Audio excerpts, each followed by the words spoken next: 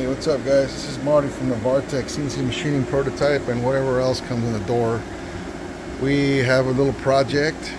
Customer comes in with the saw and this Portaband portable bandsaw attachment, which is pretty cool. He's gonna bolt it to the back of his truck. He's a maintenance guy, and he ended up buying this saw that is a model 2929-20, which is not listed as far as what can fit on this attachment. So looking through it, we figured that we can modify it slightly to accept this bigger saw. I'm not sure what the difference between the different models is. Maybe it's got a bigger battery. I'm not sure. You guys can do the research, but I'm just letting you know that you can modify it to get it 2929-20 to fit, and it fits well. And I'm going to go through a couple of steps here and show you guys what I did. It's pretty easy modification. Most of the stuff you can just do at home. Even this little bracket up here can be made in your garage. If you need me to make one, just text me and we'll figure it out. I have no cost for it. I can, whatever. We'll figure that out later. If there's a demand, we'll see. So let's get to a couple of mods I did to this thing. Alright, so when you buy this thing, this is basically what you get.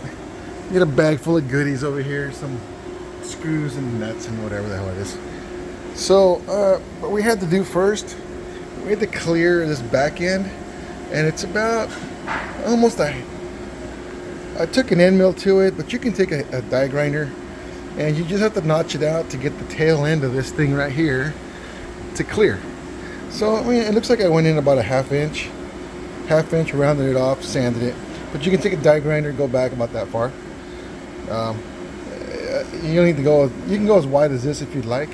I didn't really need to. I just made it enough to clear. And the second thing you got to do is on the top here, on the original part, there are two holes that hold a bracket, which is right here. Now this is designed to hold the models that it's made for, right?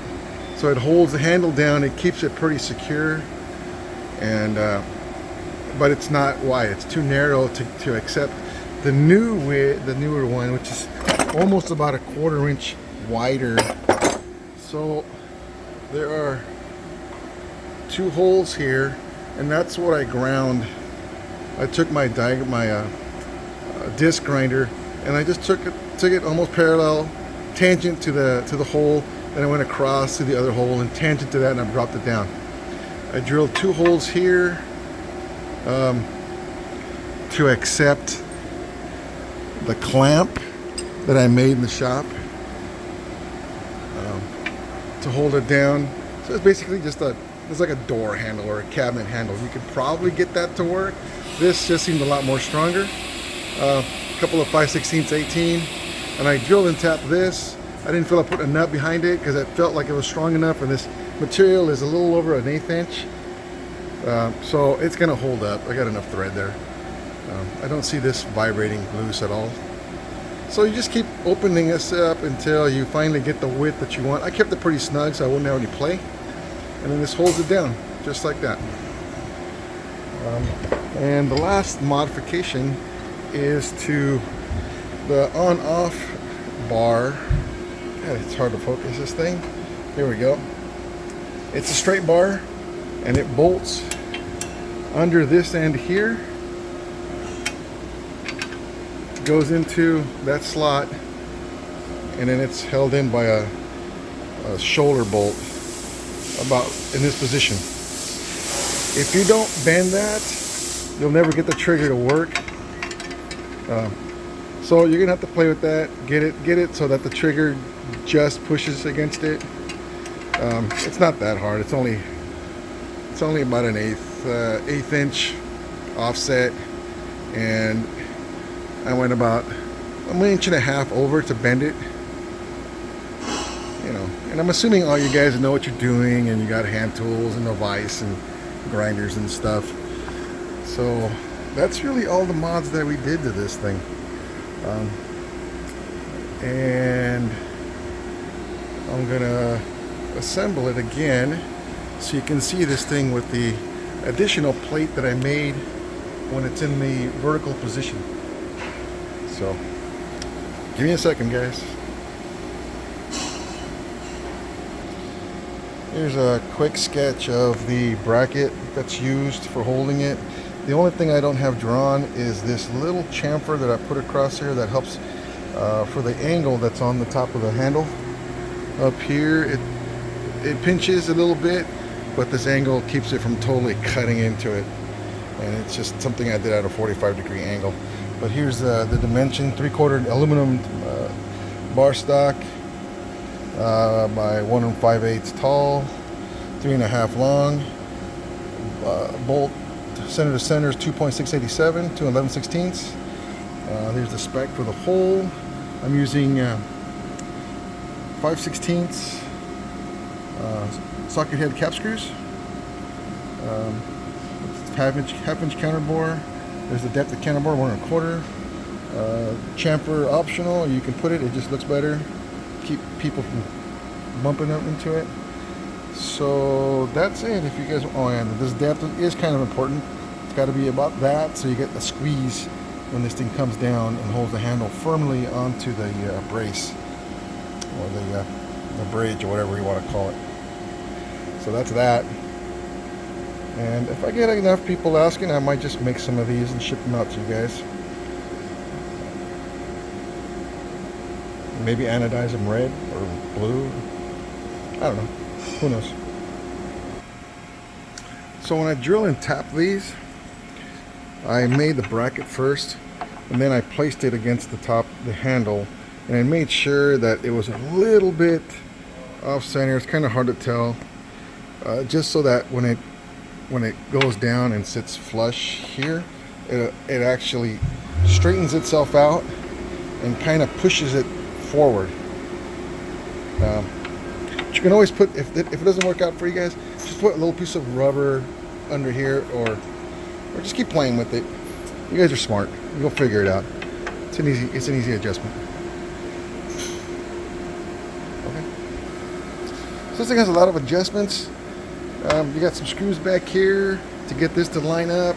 You got these here to get the main part of the body to line up, and just make sure that the blade goes right into that slot there. As soon as you got that, you're gold.